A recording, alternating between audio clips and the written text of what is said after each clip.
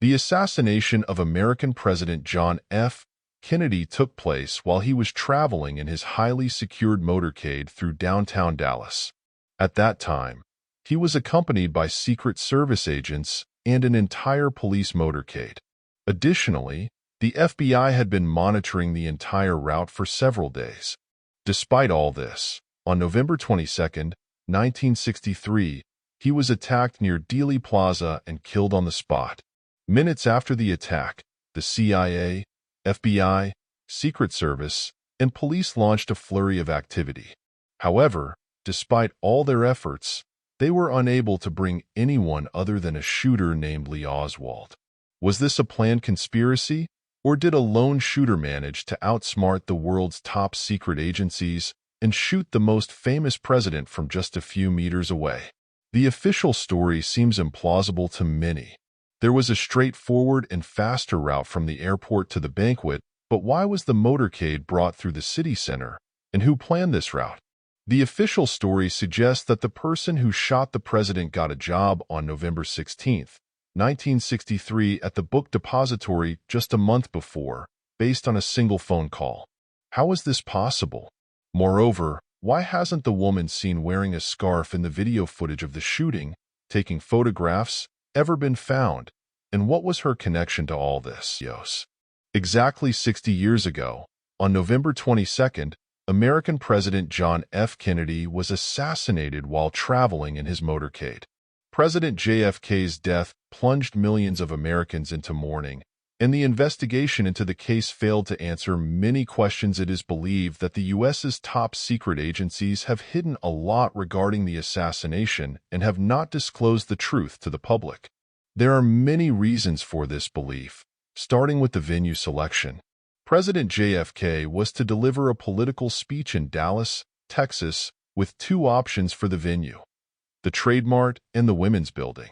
The White House recommended the Women's Building, but Texas Governor John Connally wanted the president to go to the Trade Mart. The reason was that the Trade Mart was a banquet hall, whereas the interior of the Women's Building was not suitable for the event.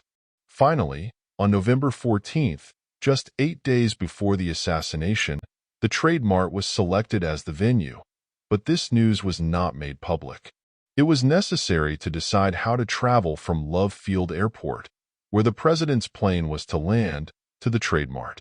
Normally, presidential motorcades are routed through paths with minimal obstructions or turns.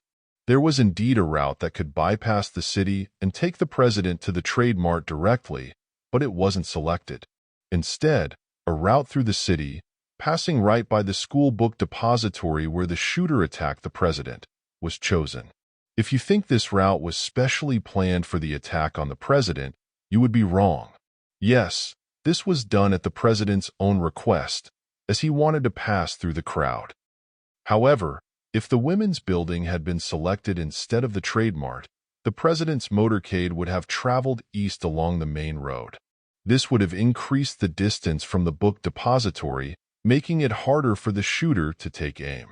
Additionally, the president's wife, First Lady Jacqueline, who always sat on his left, would have come between the shooter and the president. The point is, the selection of the Trade Mart venue was crucial to the planning of the assassination, and as you know, this selection was made by Texas Governor John Connally. There's no reason to suspect Connally's intentions because he was in the presidential limousine with his wife when the attack occurred. He was also shot but survived. Moreover, Governor Connally was actually against the chosen route and preferred an outer path to the Trade Mart. However, someone had calculated all these factors well in advance. The president's motorcade route and venue were made public only 4 days before the assassination, meaning no one knew this information earlier. Yet, something happened at the school book depository 2 months prior, suggesting someone had this information earlier. Exactly 2 months earlier, there was a sudden staff shortage at the school book depository. In September 1963, a man named Wesley Frazier received a call from an employment agency offering him a job at the book depository. Frazier lived in a town called Irving, about half an hour away. The next day, on September 13th, He arrived at the book depository and was immediately hired by the superintendent, Roy Truly. A month later, on October 15th, Fraser's neighbor also contacted the book depository superintendent. Wesley Fraser's neighbor, who approached the book depository superintendent by phone and was hired the very next day, was none other than Lee Harvey Oswald. Oswald would be arrested 39 days later for the murder of President JFK. Since Oswald did not have a driver's license, he couldn't commute daily. Therefore, he rented a room in Dallas. On weekends, he would go to his home in Irving with Wesley after office hours and return to the book depository with him on Monday morning. This routine continued for about a month, but it broke just one day before the assassination. On Thursday, November 21st, Oswald went to Irving with Wesley, stating he would stay in Dallas for the weekend. The next morning, Friday, Oswald left for the office with Wesley, carrying a long paper bag, claiming it contained curtain rods for his room. Half an hour before the assassination, Oswald was on the 6th floor of the book depository with some colleagues. It was noon, and everyone went to the first floor for lunch, leaving Oswald alone on the 6th floor. A crowd had gathered outside the depository to see the president's motorcade. Some depository employees were also watching from the windows on the 5th floor. At exactly 12:30 p.m., the president's motorcade arrived. The president was seated on the right side of the car, and the First Lady was on his left. In front were the governor and his wife. As the presidential limousine took a left turn past the book depository, the area echoed with the sound of gunfire. Coincidentally, a reporter was recording the entire scene on camera.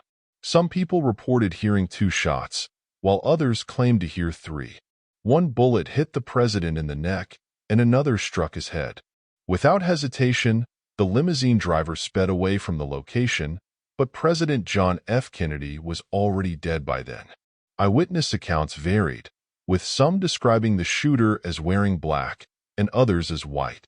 However, a police officer in the motorcade saw a man firing from the 6th floor immediately after the first shot.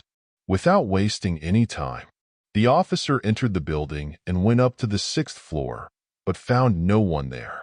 Within minutes, the entire building was sealed off by the police and FBI, and all employees inside were prevented from leaving.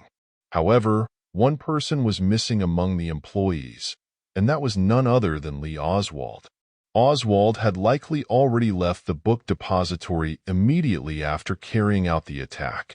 He first went to his room, changed clothes, and took his pistol before heading out.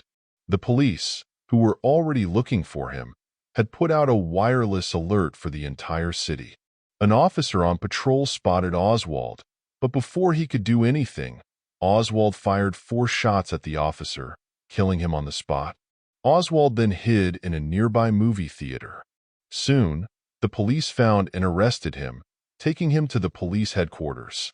For the next 2 days, the police, FBI, and CIA interrogated him extensively.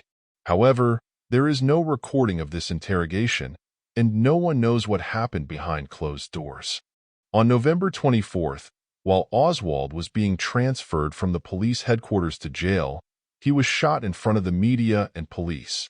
He died in the same hospital where President Kennedy had been taken.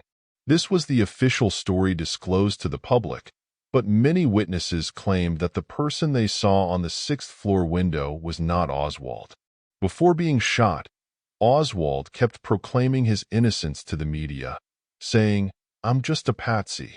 Nobody has told me anything except the first thing I heard about it was when the newspaper reporters in the hall asked me that question." Analyzing this entire story, the police claimed that Lee Oswald cleverly and meticulously planned everything, first securing a job at the book depository and then evading the FBI, CIA, and police intelligence. However, people argue that if Oswald planned everything so perfectly alone, why did he make so many mistakes at the end, such as fleeing the building, killing a police officer and drawing more suspicion upon himself, or hiding in a movie theater? After President Kennedy's assassination, several investigation reports were published, but each report only added to the confusion. After Oswald's death, theories emerged that he was killed by the same people who had planned the assassination, suggesting that the operation couldn't have been executed without insiders' help. Many believe that the FBI and CIA were also involved in this conspiracy because Oswald, a former U.S. Marine, was already under FBI surveillance, yet they concealed this information from the Secret Service when planning the motorcade route. During the investigation, several pieces of evidence were also destroyed, such as the removal of the 3 bullet shells found on the 6th floor without photographing them first, then placing the bullets back to take pictures. Initial videos from the firing location made by the police also disappeared. However, one piece of evidence did survive that could have potentially solved the mystery.